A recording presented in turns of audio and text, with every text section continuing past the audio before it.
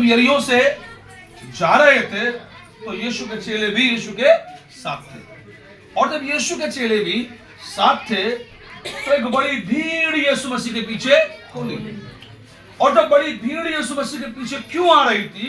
क्योंकि यीशु मसीह एक जगह से दूसरी जगह को जाते थे और वो प्रचार करते थे, दुष्ट आत्माओं को निकालते थे, कोढ़ियों को शुद्ध करते थे, मुर्दों को जलाते थे और कई प्रकार के नाना प्रकार के अद्भुत और चिन्ह चमत्कार के काम यीशु मसीह करते थे। तो उन चिन्ह और चमत्कारों की वजह से यीशु मसीह के पीछे बड़ी भीड़ हो लेती थी, और जब बड़ी भीड़ यीशु मसीह के पीछे चल देती थी तो यहां पर एक घटना घटती है कि जब भीड़ जा रही है तो भीड़ खामोशी से तो जाएगी नहीं।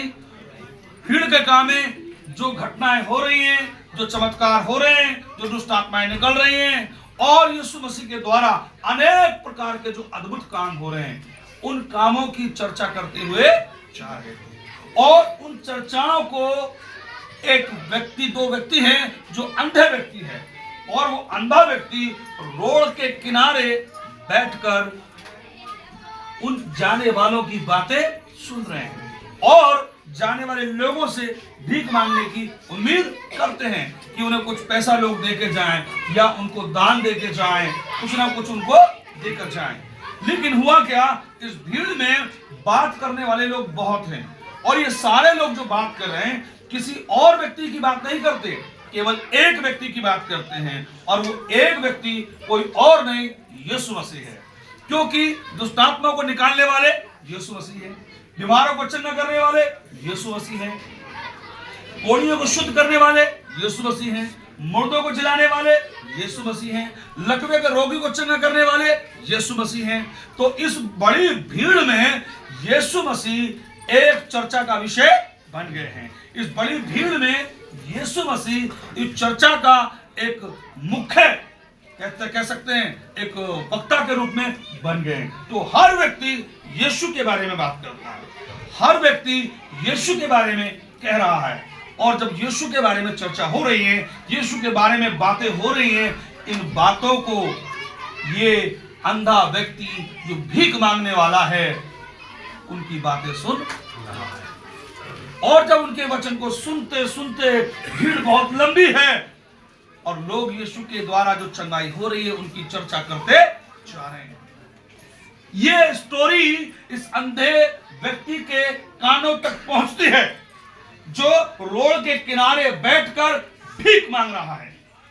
लेकिन यहां पर यीशु के बारे में सुनते सुनते सुनते सुनते इस अंधे व्यक्ति के मन में विश्वास आ गया है।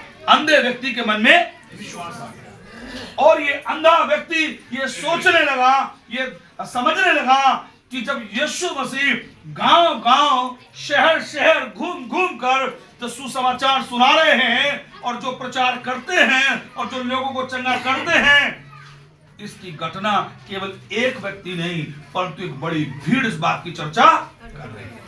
और इस चर्चा की वजह से, इस आवाज की वजह से इस अंधे व्यक्तियों ने सुना है। क्या किया है? सुना है। इन दोनों अंधे व्यक्तियों ने सुना।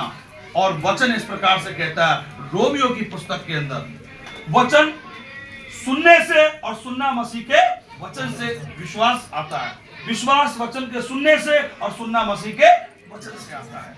तो जब एक व्यक्ति वचन को सही से सुनता है तो उसे फिर समझता भी है, और जब समझता है तो उसके जीवन में कार्य भी होता है। तो ये अंधे जो व्यक्ति हैं इनका पैसा मांगने के अलावा दूसरा कोई और उद्देश्य नहीं है। लेकिन जब लोग वहां से जाने वाले लोग यीशु की चर्चा कर रहे हैं, यीशु के बारे में बातें कर रहे हैं, ये बातें सुनते सुनते इन अंधे व्यक्तियों का हृदय बदल गया, इनका मन परिवर्तन हो गया और इन्होंने यीशु को पुकारना शुरू किया। और इनके दिल में एक बात आई होगी कि अगर यीशु मसीह बहुत सारे मुर्दों को जिंदा कर रहे हैं, कोढ़ियों को शुद्ध कर रहे हैं, दुष्ट आत्माओं को निकाल रहे हैं, मृत्यु दौड़े के लोगों को ठीक कर रहे हैं, यीशु मसीह के द्वारा अनेक प्रकार के चिन्ह चमत्कार के काम हो रहे हैं, तो हम भी उस मनुष्य जाति में से हैं। तो तो यीशु मसीह हम पर भी ऐसी कृपा कर सकते हैं। इसलिए इस अंधे व्यक्ति ने क्या किया, वह अपने कह सकते हैं चौक से या अपने उस रोड के अपने ठिकाने से जहां वो बैठा हुआ है एक बोरा बिछाकर, वहां से उसने यीशु को पुकारना शुरू कर दिया और उसने कहा, हे दाऊद की संतान हम पर दया कर, हे दाऊद की संतान हम पर रहम और तरस खा, हे दाऊद की संतान हमारे पापों को क्षमा कर, हे दाऊद की संतान हमारी ओर ध्यान दे। और इनके चिल्लाने की आवाज यीशु के कानों तक पहुंच गई। इनके चिल्लाने की आवाज यीशु के कानों तक पहुंच गई और यीशु मसीह वहीं पर ठहर गए। और जब यीशु मसीह वहीं पर ठहर गए तो यीशु मसीह ने उसको बुलाया और उससे पूछा, तुम क्या चाहते हो कि मैं तुम्हारे लिए। लेकिन इससे पहले कि हम इनके बारे में जाने, इसमें एक और मैं आपको बात बताना चाहता हूं। जब ये लोग चिल्ला रहे थे, यीशु को पुकार रहे थे, यीशु की दुहाई दे रहे थे, उस समय उस भीड़ में से अनेक लोग इनको रोक रहे थे चिल्लाने से और कह रहे थे, चुप रहो, क्यों चिल्ला रहे हो, शांत रहो, चुप रहो, क्यों चिल्ला रहे हो। लेकिन हुआ क्या, जितनी पब्लिक, जितने लोग उनको रोक रहे थे यीशु को पुकारने से, ये उतने और ज्यादा ऊंची आवाज से यीशु मसीह की ओर चिल्लाने लगे। कई बार हमारे साथ ऐसा होता है, जब हम यीशु को पुकारते हैं, जब यीशु से प्रार्थना करते हैं, जब यीशु के पास जाते हैं और जब हम यीशु पर विश्वास करते हैं, जब यीशु की ओर बढ़ते हैं और जब हम आत्मा में, प्रार्थना में, परमेश्वर के वचन में जब हम आगे बढ़ते हैं और आगे चलते हैं, उस समय कई बार इस भीड़ जैसे बहुत सारे लोग हैं जो हमारे जीवन में रुकावट का कारण बन जाते हैं। बहुत सारे लोग हमें जब हम यीशु को पुकारते हैं, यीशु की ओर जाते हैं, यीशु में जब हम बढ़ते हैं, हमारी आत्मिक उन्नति होती है। एक भीड़, बोले तो एक भीड़ का जैसा रूप लेके कई प्रकार के लोग हमारे सामने आ जाते हैं। कई बार हमारे परिवार के सदस्य हो सकते हैं, हमारे दोस्त हो सकते हैं, हमारे जान पहचान के लोग हो सकते हैं, हमारी जाति के लोग हो सकते हैं, हमारे आस पड़ोस के लोग हो सकते हैं, और वो हमें यीशु के पास जाने से रोकने की सलाह देते हैं या हमें रोकने का प्रयास करते हैं। और वो नहीं चाहते कि हम यीशु के पास जाके उद्धार को पा सकें। वो नहीं चाहते कि हम यीशु के पास जाकर हम सत्य को पहचान सकें, हम सच्चे ईश्वर के पास जा सकें या सत्य परमेश्वर के पास जा सकें।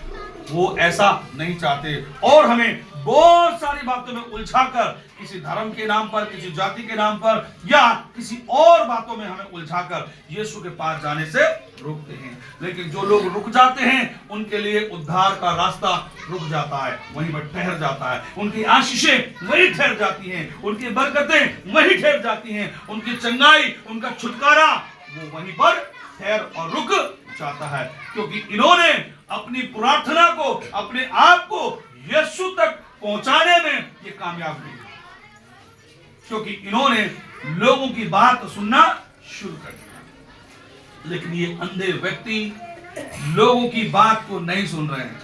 ये अंधे व्यक्ति यीशु की बात को, यीशु के पास अपनी बात को पहुंचाने का पूरा प्रयास कर रहे हैं। लेकिन ये भीड़, ये लोग उनको डांट रहे हैं, उनको रोक रहे हैं, आप मत चिल्लाइए, आप शोर मत मचाइए।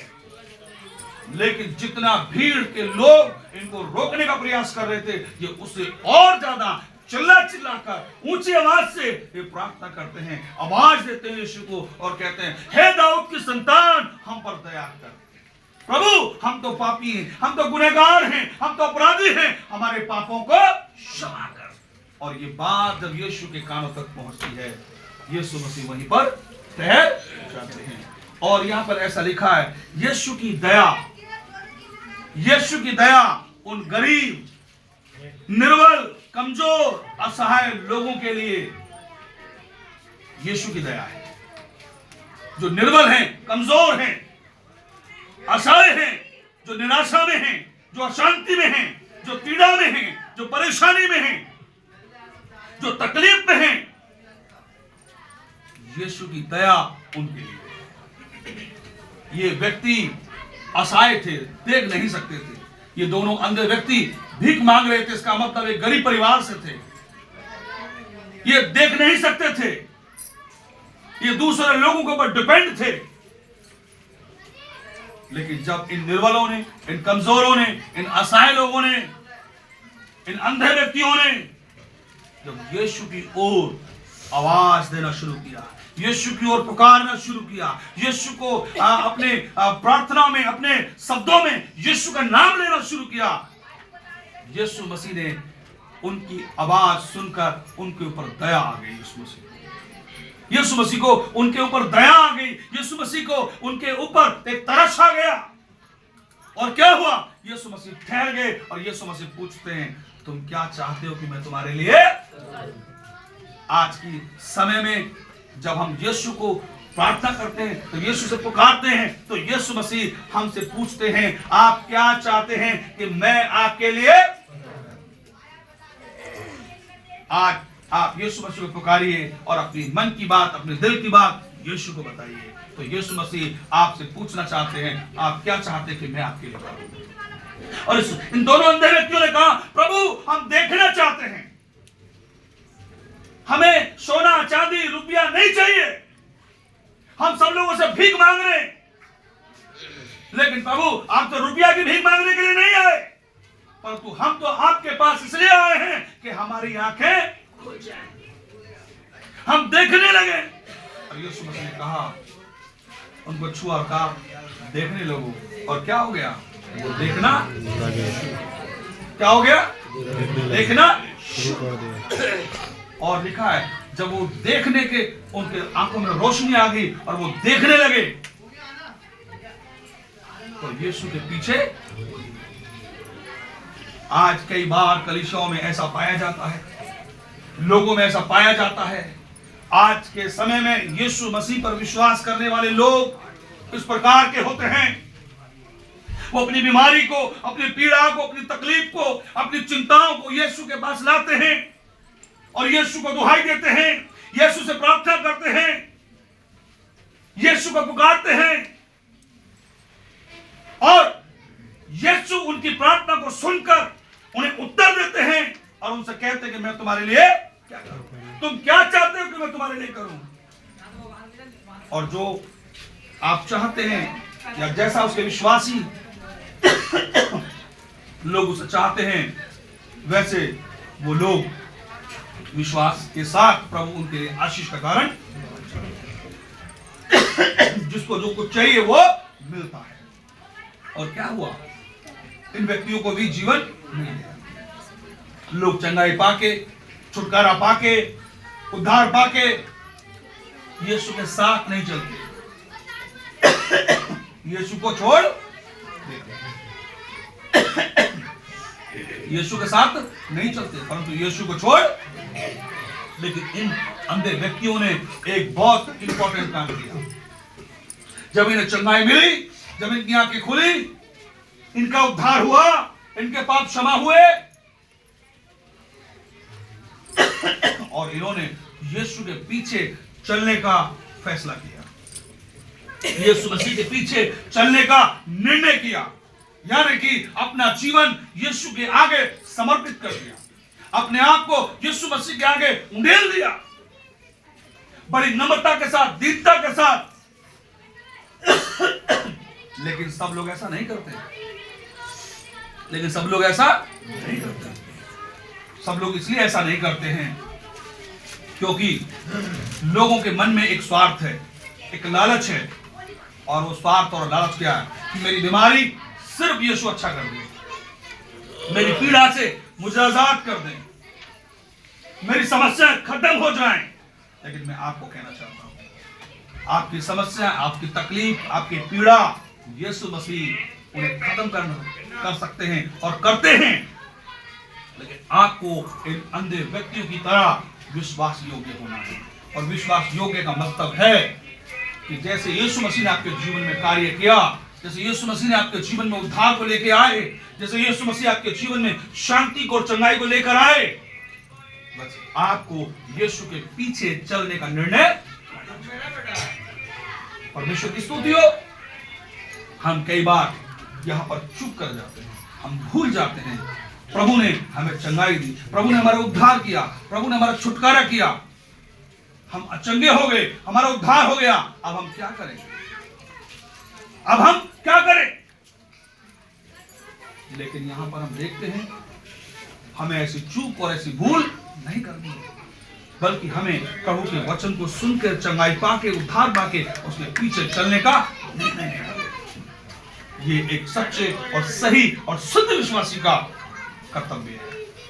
एक परमेश्वर पर भरोसा रखने वाले व्यक्ति का कर्तव्य है, एक विश्वास करने वाले व्यक्ति का कर्तव्य है कि वो अपने जीवन में उन आशीषों को लेकर यीशु के पीछे चलने का निर्णय ले। और जब हम उसके पीछे चलने का निर्णय नहीं लेते, वही हमारी एक बड़ी चूक होती है और हमारी बड़ी मिस्टेक। इसलिए ऐसी मिस्टेक ना करके हम प्रभु के पीछे चलने वाले बने, हम प्रभु के साथ चलने वाले बने, उसके आवाज को सुनने वाले बने। उसने हमारे जीवन में काम किया है, हम उसके अनुयायी बन जाएं, हम उसके शिष्य बन जाएं, और जो कुछ हमारे साथ हुआ हम दूसरों के साथ भी। ये एक सच्चे और सही विश्वासी या मसीह की पहचान है। लेकिन यीशु मसीह ऐसा नहीं कि केवल उन कोढ़ियों के यानी अंधों के व्यक्तियों के साथ काम करते हैं, नहीं, परंतु यीशु मसीह प्रत्येक उस व्यक्ति की प्रार्थना को सुनते हैं जो यीशु मसीह को पुकारते हैं। यीशु मसीह प्रत्येक उस व्यक्ति की प्रार्थना को सुनते हैं जो यीशु मसीह पर विश्वास करते हैं, जो यीशु मसीह को पुकारते हैं। आप चाहे ऑनलाइन चाहे आप ऑफलाइन, आप जैसे भी यीशु को पुकारेंगे, यीशु की ओर अपने आप को समर्पण करेंगे, यीशु को दुहाई देंगे, यीशु से प्रार्थना करेंगे, यीशु मसीह आपकी प्रार्थना को सुनते हैं, आपकी दुहाई की ओर कान लगाते हैं, आपको शांति और आनंद से भरते हैं। एक वचन और हम पढ़ेंगे, मत्ती 8 अध्याय उसका 2 और 3 पद इस प्रकार से लिखा है। यहां पर एक घटना है। जब मैं उस पहाड़ से उतरा, हाँ, तो जब यीशु मसीह उस पहाड़ से उतरा तो एक बड़ी भीड़ उसके पीछे होली, एक बड़ी भीड़ यीशु मसीह के पीछे होली, और देखो एक कोढ़ी ने आकर यीशु मसीह को प्रणाम किया और कहा, और यीशु मसीह से कहा, हे प्रभु, यदि तू चाहे तो मुझे शुद्ध कर सकता है। ये कोढ़ी व्यक्ति जो समाज में अनादर को झेल रहा था, अपमान को झेल रहा था, और अपने समाज से, अपने परिवार से कोढ़ होने के नाते उसे अलग रह रहा था, लेकिन इसके पास एक अपॉर्चुनिटी आई कि यीशु मसीह है जो अनेक प्रकार के चिन्ह और चमत्कार के काम करते हैं, जो बीमारों को चंगा करते हैं, जो मुर्दों को जलाते हैं, जो अंधों को आंखें देते हैं। तो यीशु मसीह क्यों नहीं मेरी कोढ़ से मुझे आजादी दे सकते हैं। और इस व्यक्ति ने यीशु मसीह को पुकारना शुरू किया, उसके सामने दुहाई देनी शुरू की और अपने घुटने यीशु के सामने टेक दिए और कहा, प्रभु आप चाहें तो मुझे शुद्ध कर सकते हैं। उसने यीशु मसीह के ऊपर पूरी तरह से थोपा नहीं, उसे निवेदन किया, उससे विनती की, उसे रिक्वेस्ट किया और कहा, प्रभु अगर आप चाहें तो मुझे शुद्ध कर सकते हैं। प्रभु आपकी इच्छा है, मैं आपका हूं, मैं बड़े विश्वास के साथ आपके पास आया हूं, मैं तो गुनहगार हूं, अपराधी हूं, मैं तो तुच्छ मनुष्य हूं, लेकिन प्रभु आप चाहें तो आपकी दया मुझ में आ सकती है, आप चाहें तो आपका अनुग्रह मुझ पर आ सकता है, आप चाहें तो आपका प्रेम मुझ में आ सकता है। प्रभु आप चाहें तो मुझ पर दया कर सकते हैं, मुझे शुद्ध कर सकते हैं, मेरे पापों से मुझे आजाद कर सकते हैं, मेरे बंधनों से मुझे छुटकारा दे सकते हैं, मेरे जीवन में जो अशांति को मैं लिए हुए घूम रहा हूं, आप उस अशांति को हटा के अपनी शांति से मुझे भर सकते हैं। मैं जिन गुनाहों के पाप को अपने कंधे पर लिए हुए घूम रहा हूं, आप उन गुनाहों से मुझे आजाद कर सकते हैं, मेरे रोग से, मेरी बीमारी से मुझे आप शुद्ध कर सकते हैं। इसलिए उसने बहुत सारी बात ना कह के एक ही बात कहा और उसने कहा, प्रभु आप चाहें तो मुझे शुद्ध कर सकते हैं। उसने इस बात को एक्सेप्ट किया कि मैं अशुद्ध व्यक्ति हूं, लेकिन प्रभु आप चाहें तो मुझे शुद्ध कर सकते हैं। इसका मतलब है वो व्यक्ति अशुद्ध व्यक्ति है, अगर अशुद्ध व्यक्ति है तो पापी व्यक्ति है, वो गुनहगार है, अपराधी है, वो सामाजिक रूप से, आत्मिक रूप से एक तुच्छ जाने वाला व्यक्ति है। लेकिन वो व्यक्ति कहता है, प्रभु आप चाहें तो मुझे शुद्ध कर, मतलब मेरे बंधनों से मुझे आजाद कर सकते हैं, मेरे पापों में मैं जो जकड़ा पड़ा हुआ हूं मुझे आप साफ कर सकते हैं, मैं जो इस बीमारी के बोझ में पड़ा हुआ हूं आप चाहें तो मुझे चंगा कर सकते हैं, मेरे पापों को मुझसे दूर करके मेरा उद्धार कर सकते हैं। इस व्यक्ति ने कहा, प्रभु आप चाहें तो मुझे शुद्ध, आप चाहें तो मुझे शुद्ध, हालेलुया, आप चाहें तो मुझे शुद्ध कर सकते हैं। और यीशु मसीह ने इस कोढ़ी व्यक्ति की प्रार्थना को सुना। इस निर्मल, इस निर्मल और अशुद्ध और कमजोर इस गरीब व्यक्ति की प्रार्थना को यीशु मसीह ने सुन लिया। और यीशु ने कहा, मैं चाहता हूं कि तू शुद्ध हो जाए। और यीशु मसीह ने नहीं पूछा तेरे पास कितने प्रकार के गुनाह हैं, यीशु मसीह ने नहीं पूछा ये बीमारी तुझे कब से लगी है, यीशु मसीह ने नहीं पूछा तू कहां रहता है, तू कौन सी जाति से है, कौन से धर्म से है, कौन से समुदाय से। यीशु ने ऐसा उससे कुछ भी सवाल नहीं पूछा, परंतु यीशु मसीह ने उसके सवाल का जवाब सीधे तरीके से दिया। उसने कहा, प्रभु तू चाहे तो मुझे शुद्ध कर सकता है। यीशु मसीह ने कहा, अगर तूने मुझे प्रभु कहा है, अगर तूने मुझे अपना स्वामी मान लिया है, अगर तूने मुझे पर विश्वास किया है, अगर तूने मुझ पर भरोसा किया है और तू जानता है कि मेरे कहने से या मेरे हाथ रखने से या मेरे बोलने से तू शुद्ध हो सकता है। यीशु मसीह ने कहा, मैं चाहता हूं कि तू शुद्ध हो जाए। हम कई बार कहते हैं मैं विश्वास करता हूं, लेकिन विश्वास सच्चा ये होता है कि यीशु जो कहेंगे वो हमारे लिए हो जाएगा, यीशु जो हमारे पर हाथ रखेंगे हमारे लिए हो जाएगा। ये कोढ़ी व्यक्ति यीशु के पास इसी आशा से, इसी उम्मीद से यीशु के पास गया और जाके कहा, प्रभु अगर आप चाहें तो मुझे शुद्ध कर सकते हैं। और यीशु ने कहा, मैं चाहता हूं कि तू शुद्ध हो जा। और यीशु ने अपना हाथ बढ़ाया, उससे बिना जाति पूछे, धर्म पूछे, बगैर उसकी अशुद्धता शुद्धता के बारे में छाने, यीशु ने अपना हाथ बढ़ाया और उससे कहा, मैं चाहता हूं कि तू शुद्ध हो जाए, मैं चाहता हूं कि तू शुद्ध हो जाए, शुद्ध हो जाए। और वो कोढ़ से शुद्ध हो गया। क्या लिखा है? पढ़ दे। यीशु ने हाथ बढ़ाकर उसे छुआ, और यीशु ने हाथ बढ़ाकर उसे छुआ और उससे कहा, मैं चाहता हूं तू शुद्ध हो जा। क्या हो जा? शुद्ध हो जाए। तू शुद्ध हो जा। और वह तुरंत कोढ़ से शुद्ध हो गया। और क्या हो गया? कोढ़ से शुद्ध हो गया। बाइबल इस प्रकार से कहती है, पवित्र शास्त्र उस प्रकार से कहता है, भजन संहिता उसका 34 अध्याय और 6 पद क्या कहता है? अगर आपको मिले तो आप पढ़ सकते हैं, वहां पे लिखा है, भजन संहिता 34 अध्याय और उसका 6 पद में लिखा है, इस दीन जन ने यहोवा को पुकारा, यानी परमेश्वर को पुकारा और यहोवा ने सुन लिया। सही से पढ़े, इस दीन जन ने पुकारा और इस दीन व्यक्ति ने, इस निर्बल व्यक्ति ने, इस कमजोर व्यक्ति ने, इस पापी और तुच्छ मनुष्य ने परमेश्वर को पुकारा। तब यहोवा ने सुन लिया और यहोवा मीन्स परमेश्वर ने उसकी प्रार्थना को सुन लिया और उसको सारे कष्टों से छुड़ा लिया। मेरे प्रियो, दोनों अंधे व्यक्ति दीनता के साथ यीशु मसीह के पास गए। ये कोढ़ी यीशु मसीह के पास दीनता के साथ गया। जब एक व्यक्ति दीनता के साथ, नम्रता के साथ अपने घमंड को, अपने पैसे को, अपने रुपया को छोड़ दे, प्रभु तू दुनिया का प्रभु है, तू मेरा प्रभु है, और हम ऐसे करके विश्वास करते हैं, हम दीनता से प्रार्थना करते हैं, जब हम नम्रता से प्रार्थना करते हैं, उसका डर, उसका भय मानते हुए प्रार्थना करते हैं, जब उसका आदर मानते हुए प्रार्थना करते हैं और उसके नजदीक जाते हैं, उसके करीब जाते हैं, तो लिखा है इस दीन जन ने उसको पुकारा।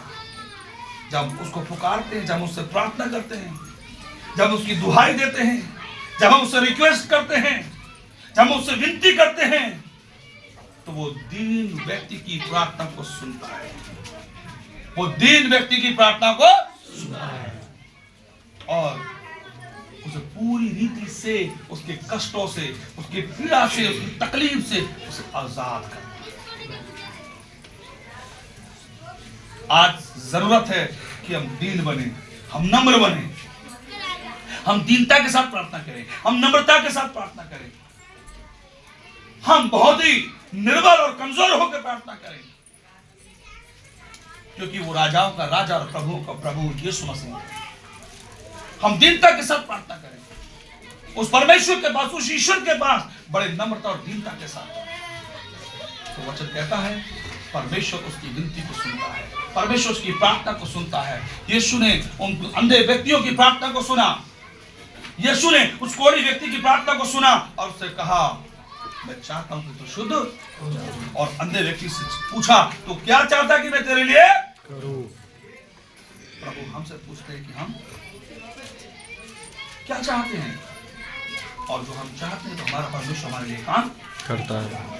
लेकिन यहाँ पर एक बात और है, कई सारे लोग जब इस संदेश को सुनते हैं या सुनेंगे तो उनको लगेगा कि मैं तो यहोवा से झाज मांग लूं या कुछ ऐसी वस्तु मांग लूं, किसी की बुराई। लेकिन परमेश्वर हमारी कैपेसिटी, हमारी क्षमता के बारे में जानता है। हम अपने बच्चे को बड़ी गाड़ी नहीं देते, एक खिलौना करके छोटा गाड़ी देते हैं, क्योंकि हम जानते हैं कि हमारा बच्चा उस गाड़ी को संभाल नहीं सकता। हमारा परमेश्वर हमारे बारे में जानता है, हम उससे क्या मांग रहे हैं और जिस बात को हमने मांगा है क्या हम उसके योग्य हैं। अगर हम उसके योग्य हैं तो हमारा परमेश्वर निश्चित रूप से हमें देगा। अगर हम बीमार हैं, हम पीड़ित हैं, तो हम चंगाई मांगे तो निश्चित रूप से वो हमें देगा। हम उससे मांगे, हम उससे प्रार्थना करें, हम उसके नजदीक जाएं, नम्रता के साथ, दीनता के साथ उसकी दुहाई दे, तो परमेश्वर कहता है मैं चाहता हूं कि तू शुद्ध हो जाए, मैं चाहता हूं कि तू देखने लगे। क्योंकि दीन व्यक्ति ने यहोवा को पुकारा और परमेश्वर ने उसकी प्रार्थना को सुन लिया। वो निराशा नहीं हो पाया, वो निराशा नहीं हो पाएगा।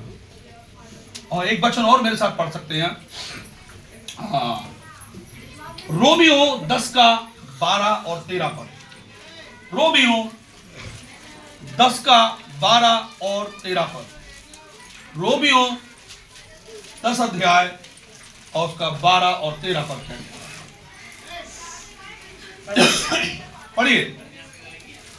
यहूदियों और यूनानियों में कुछ भेद नहीं, यानी कि यहाँ लिखा है यहूदी और यूनानियों में कोई भेद नहीं, इसलिए कि वह सबका प्रभु है। Hallelujah, hallelujah. यहूदी और यूनानियों में कोई भेद नहीं। इसका मतलब है किसी जाति, किसी धर्म, किसी समुदाय, किसी पंथ में कोई भेद नहीं, क्योंकि प्रभु इन सब का प्रभु है। चाहे कोई गरीब है, अमीर है, किसी भी जाति से, किसी भी धर्म से है, किसी भी पंथ या समुदाय से है, क्योंकि वो सबका प्रभु है। इसलिए मनुष्य भेद करता है, मनुष्य किसी की जाति देखकर आंकता है, मनुष्य किसी का धर्म देखकर उसे पूछता है, उसकी धन और संपत्ति देखकर उसे जांचता और परखता है। मनुष्य किसी का रूप और रंग देखकर उसके साथ वार्तालाप करता है, उसके साथ अपने रिश्ते बनाता है। लेकिन मेरे प्रियो, यीशु मसीह के वचन में लिखा है, पवित्र शास्त्र बाइबल कहती है यहूदी और यूनानियों में कोई भेद नहीं। आप चाहे किसी भी जाति से हो, बड़ी जाति से हो, छोटी जाति से हो, आप गरीब हो, आप अमीर हो, आप चाहे जैसे क्यों ना हो, प्रभु आपके लिए कोई भेद नहीं करता, क्योंकि वो यूनानी और यहूदी दोनों में कोई भेद नहीं, परंतु वो सबका सबका परमेश्वर है, वो सबका प्रभु है, सबका ईश्वर है वो, सबका स्वामी है वो, और कार्य उनके लिए करता है जो उसके नजदीक आते हैं, जो उसके करीब आते हैं। वो कभी भी नहीं कहता तू किसी छोटे परिवार से है, तू छोटी जाति से है, तू किसी और धर्म से है, तू किसी और समुदाय से है, लेकिन नहीं, क्योंकि परमेश्वर सारी दुनिया का प्रभु है, परमेश्वर पूरे विश्व का प्रभु परमेश्वर है, और परमेश्वर क्या हर एक गरीब, अमीर, निर्बल, कमजोर, दुखी, धन, संपत्ति, बड़े से बड़े व्यक्ति का सबका प्रभु है। वो किसी के साथ भेदभाव नहीं करता। और जो भेदभाव नहीं करता वही तो एक सच्चा ईश्वर है। Hallelujah, hallelujah. वही तो एक सच्चा ईश्वर ईश्वर है, है। वही तो सच्चा परमेश्वर है, क्योंकि परमेश्वर ने मनुष्य जाति बनाई, पशु जाति बनाई और पक्षी जाति बनाई। उसने मनुष्य में जातियां नहीं बनाई। मनुष्य की जातियां तो मनुष्य ने बनाई, मनुष्य के धर्म तो मनुष्य ने बनाए, मनुष्य के पंथ तो मनुष्य ने बनाए हैं, लेकिन प्रभु ने सिर्फ एक मनुष्य जाति बनाई है। उस मनुष्य जाति में जवान, बुजुर्ग, बच्चे आते हैं। उस मनुष्य जाति में स्त्री, पुरुष आते हैं। इसलिए उसने कहा वो सबका प्रभु है, वो सारी दुनिया का प्रभु है, सारे शहरों का प्रभु है, सारे देशों का प्रभु है, सारे जगत का प्रभु है। इसलिए उसमें कोई भेद की बात नहीं करता। वो किसी के साथ भेदभाव नहीं करता है। किसी अच्छे को गले से लगा दे, बुरे को पीछे हटा दे, ऐसा नहीं करता। किसी बुरे को गले से लगा दे, अच्छे को पीछे हटा दे, तो ऐसा नहीं करता। वो सबका प्रभु है, और अपने पुकारने वालों को, अपने दुहाई देने वालों को वो हमेशा उनकी प्रार्थना को सुनता है। जैसे उसने दोनों अंधे व्यक्तियों की प्रार्थना को सुना, जैसे उसने कोढ़ी की प्रार्थना को सुना, उसने और बहुत सारे अद्भुत काम किए हैं। यीशु मसीह अपने लोगों की प्रार्थना सुनता है, जो उसके सामने नम्रता से, दीनता से आते हैं, जो उसके नजदीक, उसके करीब बड़े विश्वास के साथ आते हैं। प्रभु उनकी प्रार्थना को सुनता है, प्रभु उन्हें हाँ और आमीन में उत्तर देता है। Hallelujah, hallelujah. प्रभु इन वचनों में हमें यह बात सिखाता है। एक वचन और मेरे साथ पढ़ेंगे, मत्ती 9:36। 9:36 मत्ती 9:36 पद में लिखा है, एक बार एक बड़ी भीड़ यीशु मसीह के पास आई। पढ़ेंगे, जब उसने भीड़ को देखा, जब यीशु मसीह ने एक बड़ी भीड़ को अपने पास आते देखा, तो उसको लोगों पर तरस आया। यहाँ लिखा है लोगों पर यीशु को तरस आया। और ये भीड़ किसी एक जाति या समुदाय की नहीं, ये भीड़ किसी विशेष व्यक्ति या विशेष कौम की नहीं है। भीड़ की कोई जाति नहीं होती, भीड़ की कोई कौम नहीं होती, भीड़ लोगों की है। ये लिखा है जब एक बड़ी भीड़ को यीशु मसीह ने अपने पास आते देखा, तो उसके ऊपर तरस खाया। उसके ऊपर क्या खाया? तरस खाया। क्यों?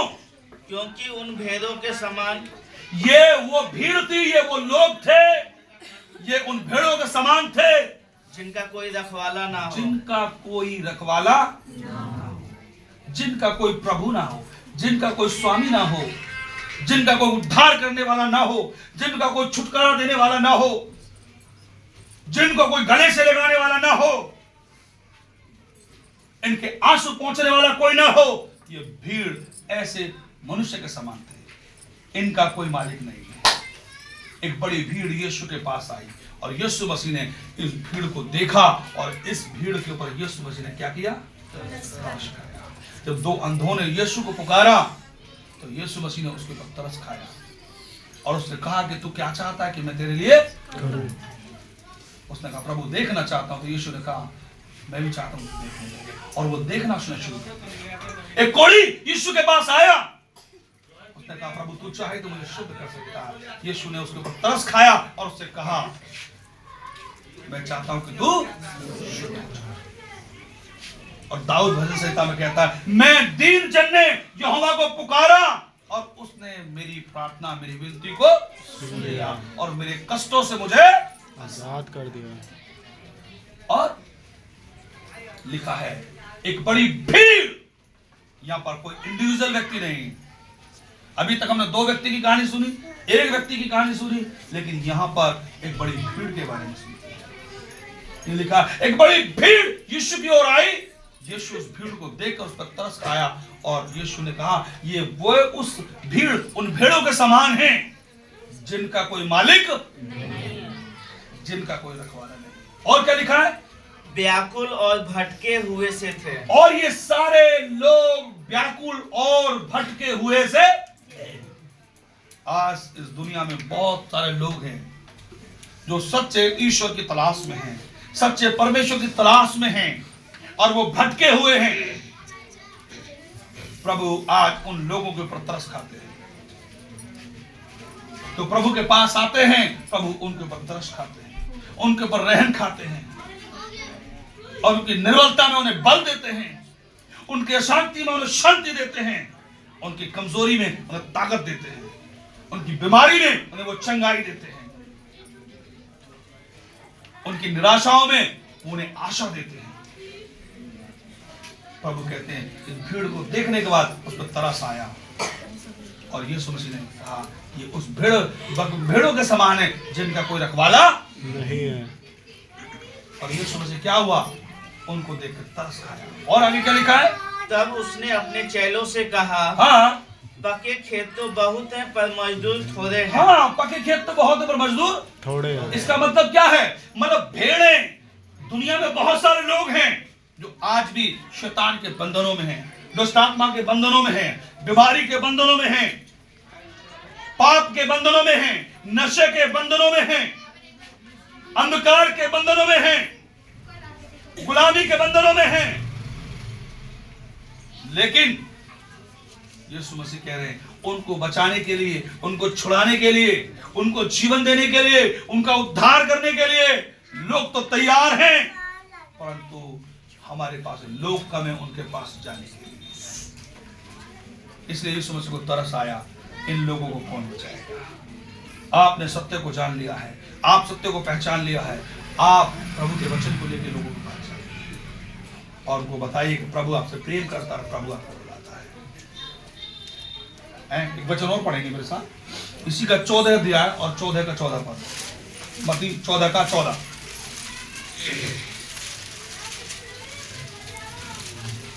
पढ़े।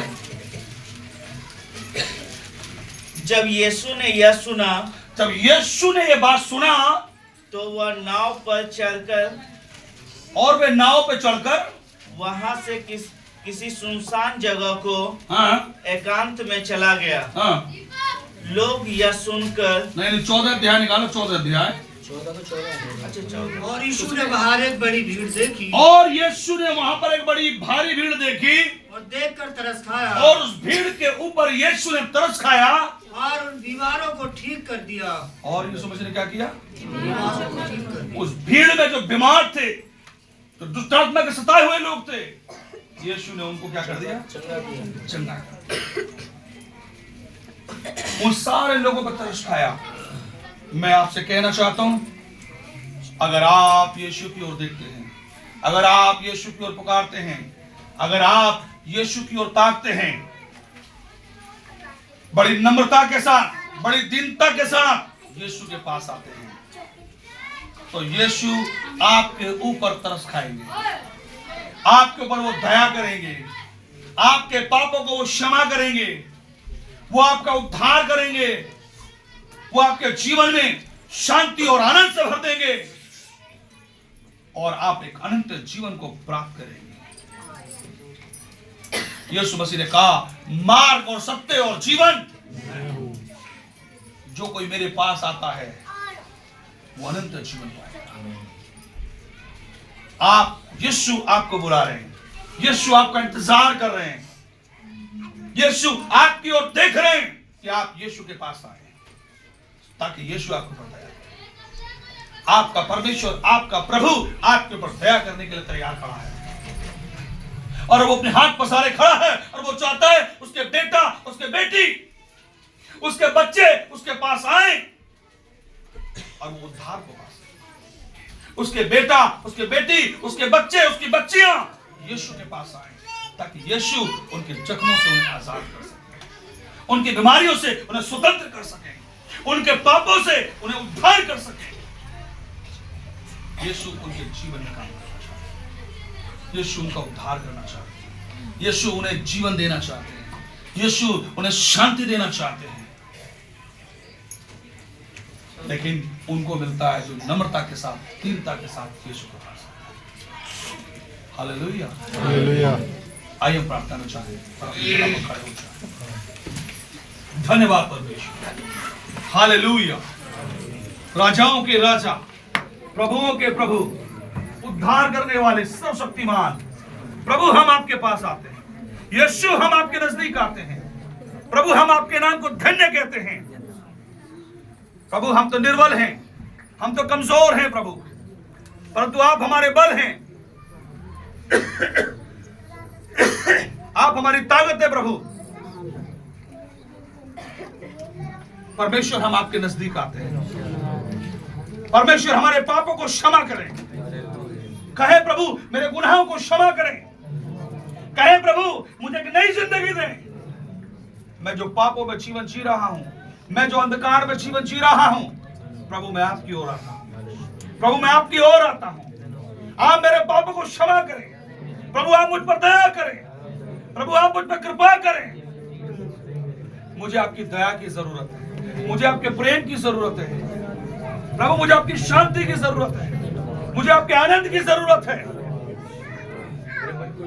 प्रभु मैं आपके पास आता हूं, प्रभु मैं आपके नजदीक आता हूं। हालेलुया। परमेश्वर आप आशीष दें, यीशु मसीह आप आशीष दें, यीशु मसीह आप दया करें। मैं आपका बच्चा हूं, मैं आपका बेटा हूं। मैं तो निर्बल हूं प्रभु, मैं तो कमजोर हूं प्रभु, मैं तो असहाय मनुष्य की तरह हूं प्रभु। प्रभु मेरी विनती की ओर कान लगाएं, प्रभु मेरी प्रार्थना की ओर ध्यान दें। प्रभु मैं आपको पुकारता हूं, मैं आपके नजदीक आता हूं। जो मुझसे जाने और अनजाने में जो पाप हुए, जो गुनाह हुए, मैं उनकी क्षमा चाहता हूं। महान पिता आप दया करें, महान पिता आप अनुग्रह करें, पवित्र आत्मा से भरे प्रभु। धन्यवाद देते हैं प्रभु। Praise the Lord, hallelujah. तेरे पास